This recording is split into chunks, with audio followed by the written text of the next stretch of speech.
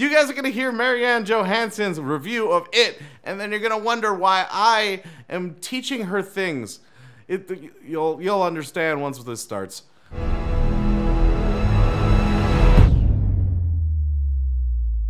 Hey, what's up guys? How are you doing? If it's your first time here, make sure you hit the subscribe button and the little bell right next to it. Also, hit the like button to let us know if you like the video. Now let's take a look at this stupid critic. Oh my god, you guys, this is amazing. Did you know that Chris Columbus made an It movie in the 1980s? I don't know where you're going with this. Pretty much in the dark right now. Yes, I know there was an It movie in 1990. So yeah. What? How did they keep it secret? How did it never get released? It's minor 80s, not anything that would have made a huge splash, but still, someone dug it up and now it's on our big screens. Oh, you're being an asshole. I get it. Someone's setting something in the 80s, you know, when this is set, and they're assholes for being referential. Alright. I hope they do a faux VHS cover for the home release, or maybe even a VHS itself. Yep. Still being an asshole. And actually, I hope that. That would be awesome if they released a VHS of it. That would be fantastic. People would buy that. I would buy that. That would be cool. That would be beautifully displayed. They could get whoever designed the Stranger Things logo to do it. That would be so cool. This is not a review of anything. This is smarmy remarks. That's what this is. Yeah, you got hired as a nagging hipster dick. It's like, what's your job? Oh, I review movies. What do you do? I'm a dick. I'm a nagging hipster dick. Wait, what? This isn't a found object from the 80s? It was actually produced now? How? How is that possible? No one's asking these questions. I feel like you're trying to speak in our voice. But this isn't our voice at all. This is cool. They're making it. And cool. It was written in the 80s and set in the 80s. And that's why it's in the 80s. And if anyone actually thought it was found footage, like they dug up an already made thing, first of all, it would be amazing footage. Where'd they get those fucking cameras in the 80s? And second of all of the kids in the movies weren't even thoughts at that point. So it's starring children who haven't been even embryos yet, which would make the CGI that they used amazing, because the CGI could also tell the future. This put Steven Spielberg out of a job. I was so ahead of my time with Jurassic Park. Oh yeah? I made children that don't exist yet. It's too straightforwardly 80s to even be pastiche. It has no sense that any time has passed in filmmaking, never mind in society at large. Really? I actually felt like all the shots were really modern. It was set in the 80s, but it was shot like a movie that would be shot now. So much for your critical eye and noticing cinematography. Even their use of Dutch angles was clever and not annoying. That's pretty modern. It's like someone threw the Goonies and Stand By Me and the Lost Boys and Poltergeist in a blender with a smidge of E.T. and a pinch of John Hughes to make an 80s smoothie. You realize this was already made, right? Someone took a story that was written that had already been taken, put on film, and then did it again. But they stole everything that was made at the time period when the thing was written. That doesn't...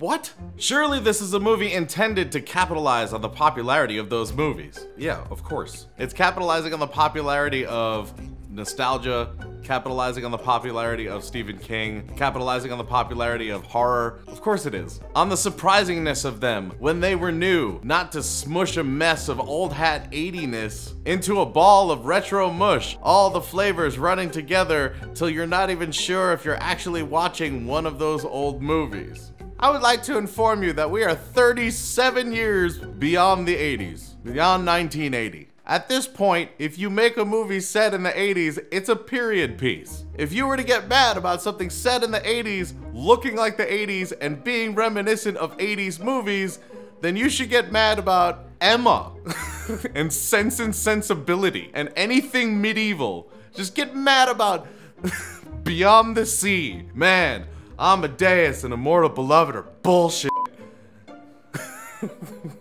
Guys, I thought this was the Stranger Things audition. You know... Maybe this works if you're looking for a hit of nostalgia. I was not. I have not seen the 1990 TV miniseries, nor have I read the 1986 Stephen King novel this is based on. Well, 1, you don't just have to have it be nostalgia. 2, it doesn't necessarily become better if you've read the book or watched the TV miniseries. You could just like it for what it is. It doesn't have to be nostalgic. The only thing that makes you think it has to be nostalgic is the fact that those things came before it. But if you didn't know that, you would never have the opportunity to say that. You just walk in, see a fucking movie, and decide if you like it, which is what you should do as a movie critic.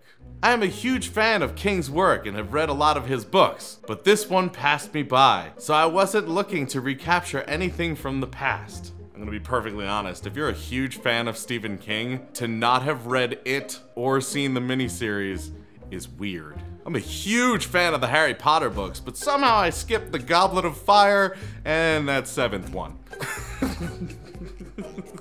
As ever, when I see a movie adaptation of a book, or a remake or a reboot of some previous filmed version, I'm hoping to see a movie that feels like there was a reason for its story to be retold on screen now. Yes, it was dying for a reboot. The miniseries still holds up and Tim Curry's performance is amazing, but there are things about it that need to be a little modernized. Also, it was on TV. You couldn't do anything rated R, so they couldn't make it as messed up as the story actually is. There was an animated Deadpool. It was dying for a movie that was R-rated. This is a very similar situation. How does a story created decades ago remain relevant to us today? Why have the storytellers gathered us all here at this very moment? How does a story created decades ago remain relevant to us today? Did you just not go to school? I was reading Chaucer. Do you know when the f Chaucer was writing? Centuries ago, like not even decade, like holy shit. Like way the f back there. And it's still relevant.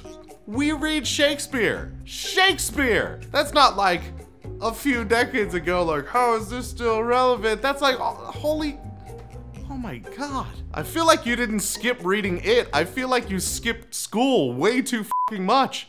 How'd you get this job? Really, an all-boy gang of pals with the leader and the funny one and the scaredy one and the fat kid and the black kid and the Jewish kid and then the girl. A cool girl, of course, who becomes one of the guys, yet also someone for all the guys to worship and adore and later rescue. Pretty fair, because, you know, that's what he wrote. Also, don't give me this rescue shit. She rescued them too. All of them had their strengths, and all of them had their weaknesses. In fact, that's literally what the monster is. Preying on their weaknesses so they can show their strength. Holy crap! Who are you? Seriously? Surely there was a way to adapt King's characters in ways that didn't render them as stereotypes, and their adventures and friendships as rickety, rolling stock rattling over well-worn rails. Surely there was. Why? Why wouldn't you have the funny guy? You clearly didn't go to school. There was the funny guy in like everyone's school. These are categories that people are put into because often they fit into them. Yes, they're exaggerated for the purpose of a story, but they're real. These are real things. They do this all the time so that people can identify with them. If you made Sex in the City and all of the women actually were like women instead of the stereotypes that they are, no one watch it. You wouldn't be like, I'm more like a Samantha. You'd be like, oh, they're all just kind of like me, I guess. I don't know. Can we watch something else? Is f***ing Friends on? I never had any friends later on like the ones I had when I was 12. Jesus, does anyone? No, because you become not 12 anymore.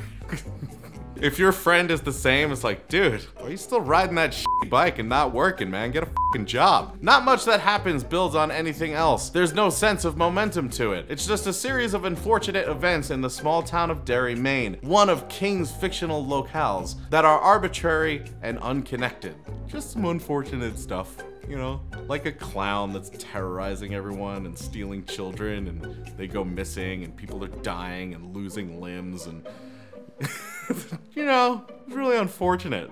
Is that what you do when someone goes through some serious shit? If they like have a horrible thing happen? Let's take an example from It. If their child is missing, are you just like, oh, that's pretty unfortunate? But that happens a lot in this town. There is no atmosphere of creeping danger even though children keep disappearing. What's your idea of atmosphere? Hate to hang out with you on Valentine's Day. You're just like, isn't it romantic, this setting I've created for us? And there's like blood coming down the walls, just body parts everywhere, clown laughing in the corner. It's like, no, there's nothing. What am I, Rob Zombie? No, there's nothing romantic about this. Although if Rob Zombie did that for me, I'd immediately fall in love. That is a wonderful man. The kids themselves comment on how none of the adults really seem to notice. There's no atmosphere of any kind, in fact. No ambiance. Yeah, of course they comment.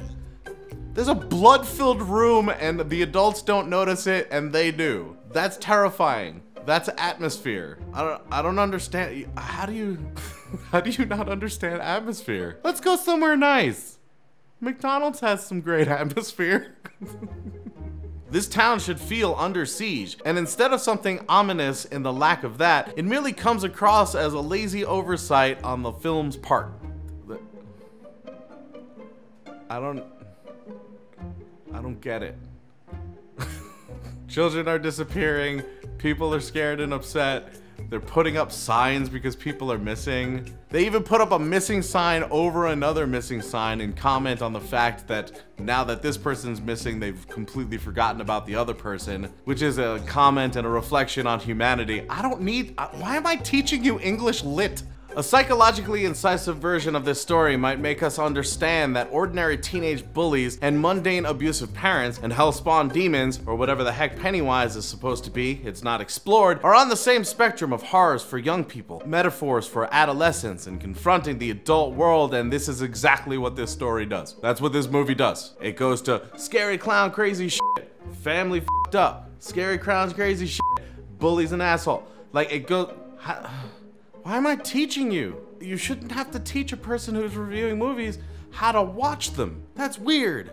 It's like if I was physically feeding a food critic, which is kind of hot. That really creates some atmosphere. It is yet another painful example of a filmmaker from beyond Hollywood whose good work outside the studio system got him noticed. And then everything that made his work interesting got watered down so much that you wonder why Hollywood even bothered snatching him up, because he's good. You just said he's good. That's why they snatched him up. Someone who did something good. And they were like, ah, he did something good. Let's grab him and have him do something. That's how it works. It's like trading in sports. That's what it is. Guy makes a film for Universal. Warner Bros. Is like, ah, that's pretty good, man. Why don't you make a film for us? We'll give you a bunch of money. He's like, all right. And he f***ing LeBron James' his ass over there. Thanks so much for watching, guys. If it is your first time here, make sure you hit the subscribe button and the little notification bell right next to it. Also, click the like button to let us know if you liked our video. If you want to see another one from us, click one of the ones on the screen. And until we see you next time, geek out and game on.